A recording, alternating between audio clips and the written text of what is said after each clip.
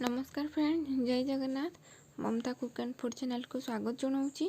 Video fast last जाए देखिए, like share subscribe करेंगे। तेज चलतु आज कौन रांधुची आपण सहित शेयर करी। कड़े ताती गला, तेल पकेबा।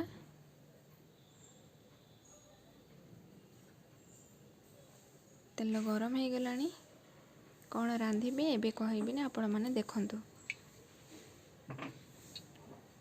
आज पोखर में माछ धरा होता। माछ को लुण हलदी गोल रखी एतिकी माछ अंडा बाहरी। तो कड़े ताती गला, एबे माछ पकेबा।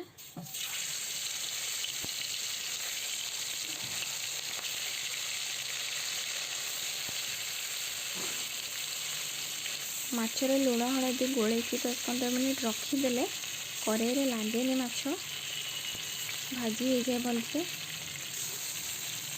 तो मुझे गोल रखी आगुरी।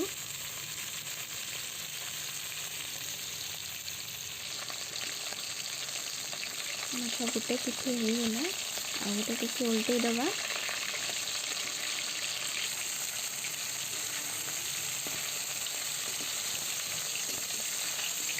आधे माछ अच्छी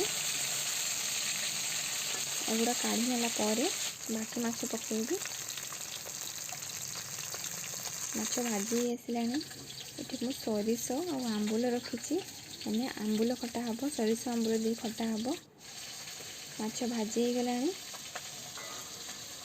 आ जो माछ थिला ताको कड़े पकई खटा पाई मु सोरिष आंबुल माछ अंडा किसी गोल रखी। माछ भाजी हो गला। सब एका सागर गोल रखी एका बेले पकेबी। सोरिष आंबुल तेल लुण हलदी लंका माछ अंडा गोल रखी सांगे पकईदेवी। तो माछ भाजी हो गला। लंका पकई देते आगुरी लंका भी भाजी हो गला। फुटण पकेबा।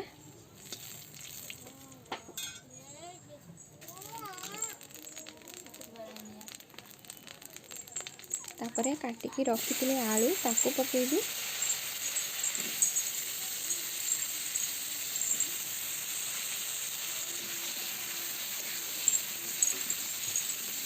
एपट सेपट अल्प समय भाजिला परे जो गोल रखी सोरिष आंबुल पानी ताकू पकेबी।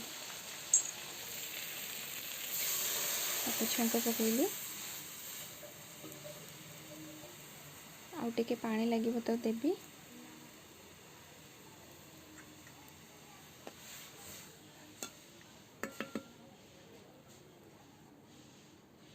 तरकारी फुटुची मसला सब पड़ी लंका लुण हलदी तेल सब पकई देइछे।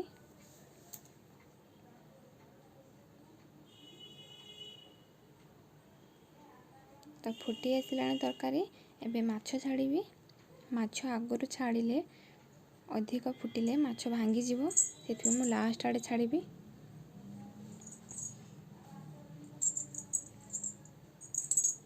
माछ सब गोटे गोटे करके छाड़ुची।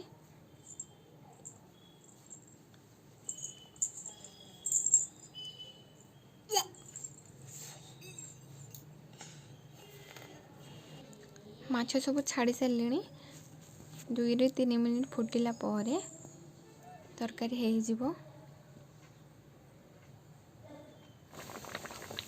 तरकारी हो आसला। एबे टिके कंचा सोरिष तेल पकेबा।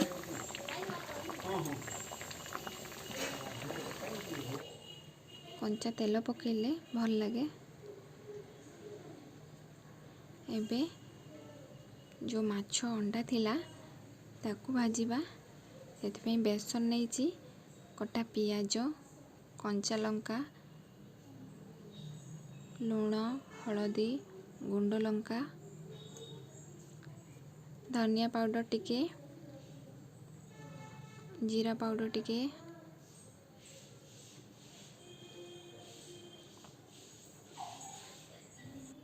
अल्प लुण पकेबी।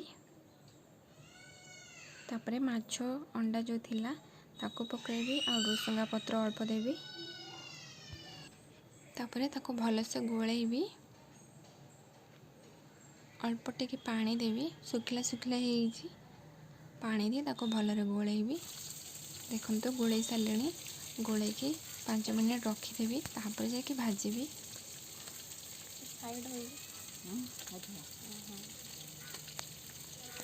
तो कड़े ताती गलानी सेपटे 5 मिनट पर मु पकाउची चामच रे अल्प अल्प कर पकेबी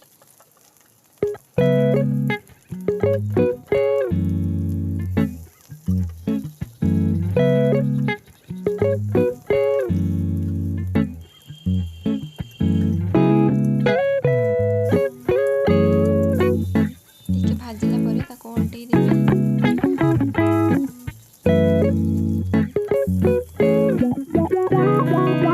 देखिए एटा खाइबे बहुत सुंदर लागो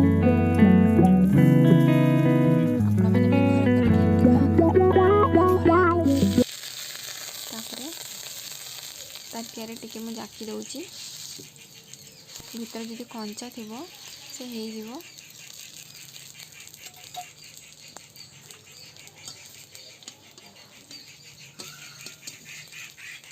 ताको भलसे लाल हवा भल तेल भाजवा सोरिष तेल भाजवा रिफाइन तेल नुहे